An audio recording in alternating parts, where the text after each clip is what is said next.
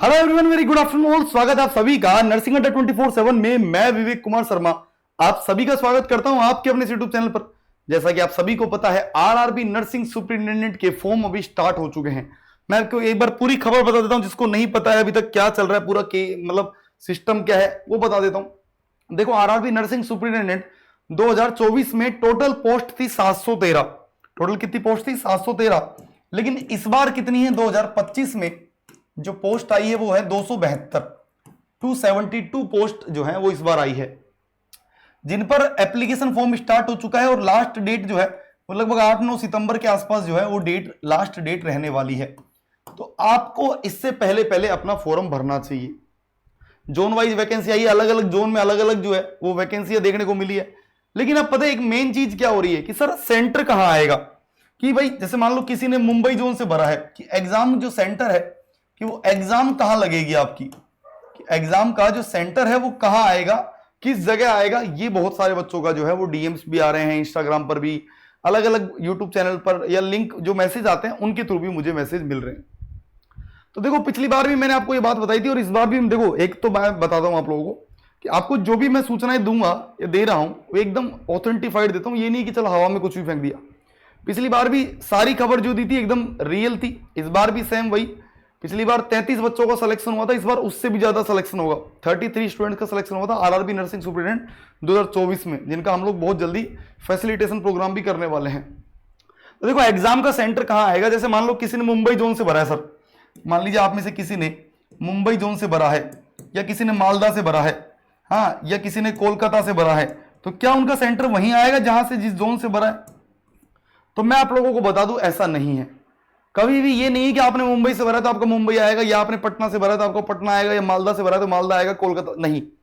Centre हमेशा आपकी range में रहते हैं। रेंज मतलब आपके 100 से 150 किलोमीटर, मतलब 100 to 150, मैक्सिमम 200 किलोमीटर की रेंज में जो है सेंटर आते हैं। कभी भी ऐसा नहीं है कि उसी जोन में आएगा। जोन वाइज सेंटर एग्जाम नहीं लगता है, कभी भी जोन वाइज एग्जाम नहीं लगता है। जैसे मान लो मैं जयपुर से बिलोंग करता हूं, मान लीजिए, तो मेरे नजदीक में जो सीबीटी कंप्यूटर बेस्ड टेस्ट जहां अरेंज हो सकता है तो मेरे नजदीक ही होगा। जैसे मान लो मैं रहता हूं रेवाड़ी में रहता हूं, मान लो ना, एग्जांपल बता रहा हूं। जैसे मान लो मैं रेवाड़ी में रहता हूं, ठीक है, रेवाड़ी में रहता हूं मान लो।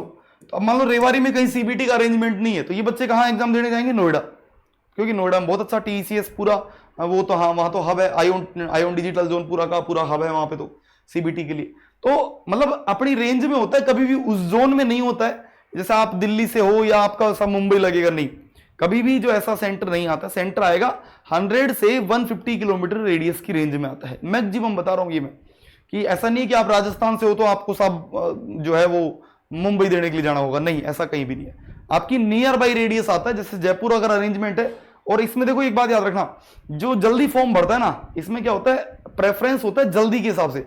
जो जितना जल्दी फॉर्म भरता है सेंटर भी उसको उतना नजदीक मिलता है। जो जितना देरी करता है, लास्ट देरी करेगा, सेंटर उतना ही जो है वो डिस्टेंस। जैसे नोट सेट में भी यही होता है, नोट सेट में भी यही होता है, जो जल्दी फॉर्म भरता है उसको पास में मिलता है, जो लेट भरता है उसको दूर मिलता है। तो सेम चीज यहां होगी।